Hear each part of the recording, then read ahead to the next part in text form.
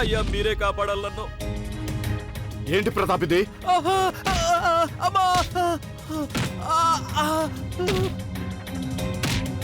ప్రతాప్ ఆగు ప్రతాప్, ఏంటిదంతా? ఎవరెత్తను? ఈ కిషోర్ మొత్తం అందరి ముందు అబద్ధం చెప్పాడన్నయ్య. మీరిచ్చిన మందు వల్ల చోటు చనిపోయాడని. కాసేపటి క్రితం తన కుటుంబంతో కలిసి ఊరికి బయలుదేరి వెళ్తున్నాడు. అందుకని నేను పగిడి ఆచారాన్ని మధ్యలో వదిలేసి వెళ్లాల్సి వచ్చింది ఈ మోసగాన్ని పట్టుకుని తీసుకురావడం కోసం. ఈ వ్యక్తి అన్నయ్య మన శత్రువు ఎవరితోనో చేతులు కలిపినట్టున్నాడు. అందుకే ఈ నింద మీ మీద వేసి మిమ్మల్ని నాశనం చేయాలని చూస్తున్నాడు. చాలా మంచిదైంది ఒకరి వల్ల నాకు ఈ విషయం తెలిసింది. వెంటనే నేను వెళ్ళి వీడిని పట్టుకున్నాను. డబ్బు కోసం ఆశపడి నీ కొడుకు చనిపోయాడని నువ్వు అబద్ధాలు చెప్తావా? ఏంటిది కిషోర్? ఇదేనా నువ్వు నీ కొడుకు నేర్పించేది? అబద్ధాలు చెప్పడం నేర్పిస్తున్నావా? ఎందుకు ఇలా చేశావు? చెప్పు కిషోర్, ఎందుకు ఇలా చేశావు? వీడి సంగతి నాకు వదిలేయ్ అన్నయ్య, నేను చూసుకుంటాను. పదరా పద, సంగతి చెప్తాను.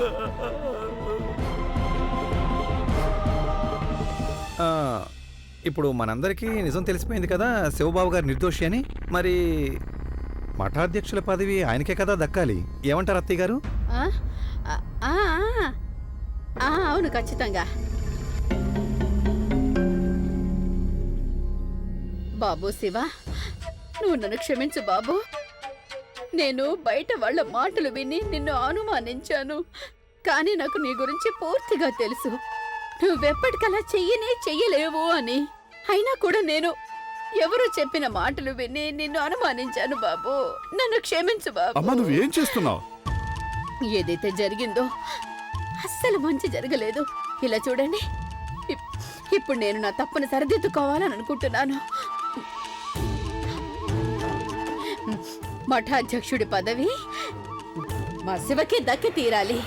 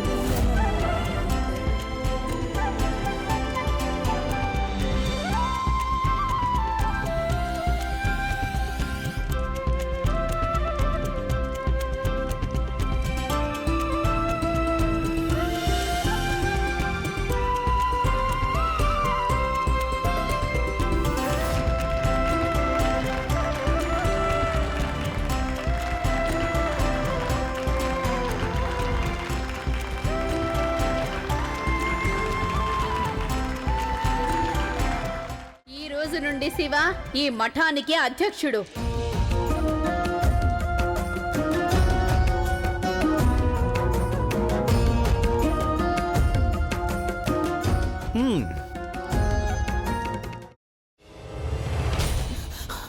నువ్వు ఇంకేమన్నా చెప్పాలా? ఇంకేమన్నా అబద్ధం చెప్పాలనుకుంటే చెప్పేయి. నేను చూడాలనుకుంటున్నాను నన్ను మోసం చేయడానికి నువ్వు ఎంత నీచానికి దిగజారగలవు అని. ఎందుకు ఆలియా, ఎందుకు నువ్వు ఇలా చేసావు? నీకు తెలుసు కదా నానమ్మ తర్వాత నీ ఒక్కదానిని కదా నేను పూర్తిగా నమ్మేది. ఏమన్నావు నువ్వు? ఈ మధ్య అన్నిటినీ మర్చిపోతున్నావా? అది చాలు. వాటిలో ఉన్న శక్తి విషయాన్ని గ్రహించి మనకు వివరిస్తాయి.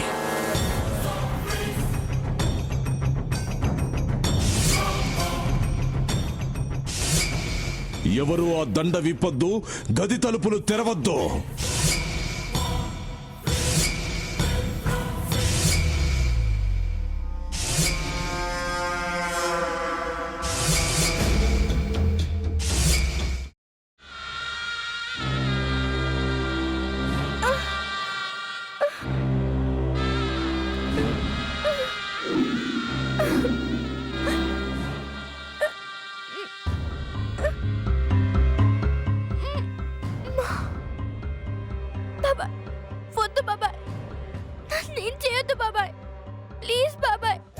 నీకు నిజం తెలిసినప్పుడే నా ఆలోచనలో నువ్వు చచ్చిపోయావు. అబ్బా ప్లీజ్ కొంచెం తినండి ప్లీజ్. భీమారావు గారు మీరా? ఇగో మీరా కాదు సక్కుబాయ్. అవును, మీ పనామే లేచిపోయిందని చెప్పి కంప్లైంట్ ఇచ్చినావు కదా. రేయ్, ఆయన కంప్లైంట్ ఇచ్చింది లేచిపోయిందని కాదు, కనిపించడం లేదు అని. అచ్చా, అట్లానా? సరే మేడం. ఇడియట్. ఆ వంట మనిషి పేరేంటన్నారు? రత్తాలు మేడం. ఏం పెద్ద మంచి, నీ వంట మంచిని కూడా మేడం అని పిలుస్తావా? రేయ్ హాఫ్ బ్రెయిన్,